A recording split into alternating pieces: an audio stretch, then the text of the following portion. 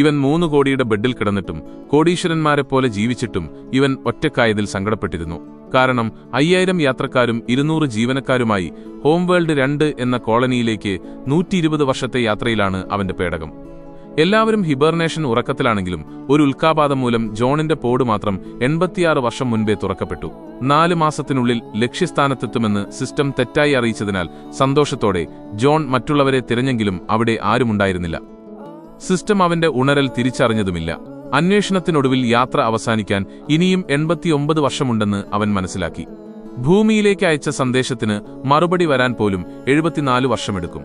നിരാശയിലായ John ബാറിൽ ഒരു രൂപം കണ്ട് ഓടിച്ചെന്നെങ്കിലും അത് റോബോട്ട് ബാർട്ടൻഡറായിരുന്നു.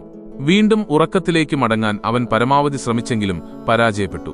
ക്രൂ ഏരിയയിൽ അതിക്രമിച്ചു കയറി സഹായം തേടിയെങ്കിലും അനുമതിയില്ലാത്തതിനാൽ അതും നടന്നില്ല. ശേഷിച്ച കാലം മുഴുവൻ ഏകാന്തനായി കഴിയേണ്ടി വരുമെന്ന് ഉറപ്പായതോടെ അവൻ തകർന്നുപോയി. ഈ സിനിമയുടെ പേര് അറിയാവുന്നവർ കമന്റ് ചെയ്യും.